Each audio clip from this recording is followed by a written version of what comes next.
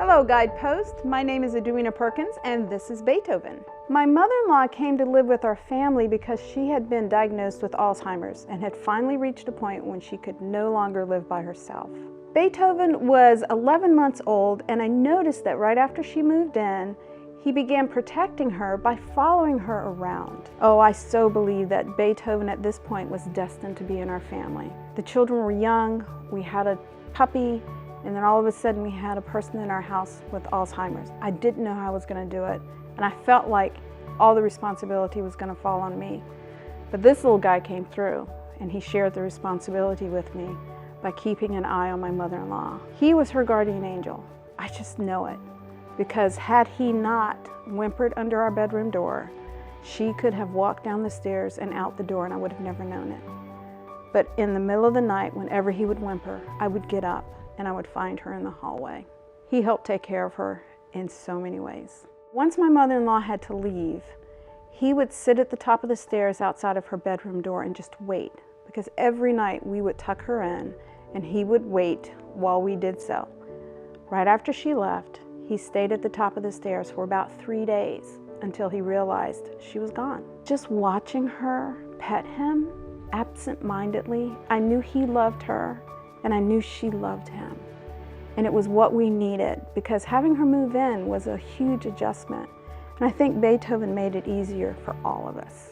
Hello Guidepost friends, I'm Donna Winningham, and this is my friend, my African gray parrot, Sherlock. I've had him for about 5 years, but decided I wanted to get a bird that was really smart, and Sherlock fits the bill. My mom came to live with us after my dad died. Kind of felt like she was taking care of Sherlock if I was at work or my husband was gone. She would feed him, something she liked to feed him.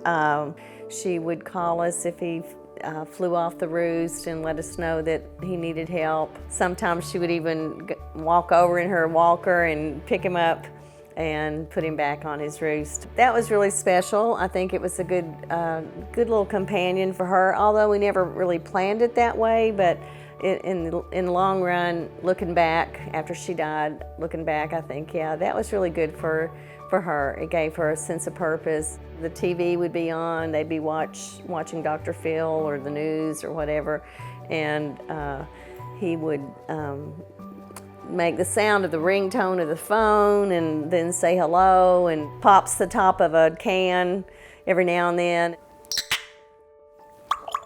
and goes, oh boy, like he's just had a drink of something really good. Just all kinds of crazy little amusing things that a parrot will do. I'd say he misses her. She was here for about 15 months, I guess, before she went to live in a different facility. I feel like he served a purpose. I think it was probably providential. At the time, I may not have thought that, but looking back, you kind of see things differently. We have some great memories with her here, and Sherlock's part of that. Hi Guideposts, my name is Monica Morris, and I'm here to tell the story about the unlikely relationship between my dad and our cat Pumpkin. My dad found Pumpkin in the barn when he was out doing chores. Pumpkin had been abandoned. He was just a little kitten, and we assume his mom had abandoned him. And Dad just kind of took him under his wing and fed him and took care of him, and Pumpkin became his lifelong companion. He would follow my dad out to the barn every day, and when Dad took off on the tractor and the truck, my Pumpkin would just go out to the porch and wait for Dad to come home.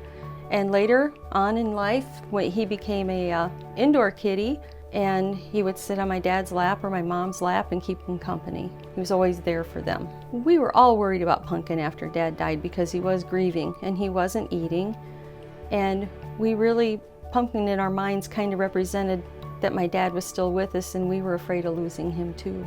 Pumpkin would wait for my dad to come home. He would sit on my dad's kitchen chair and wait for him, or he'd sit up on the table and stare at the chair.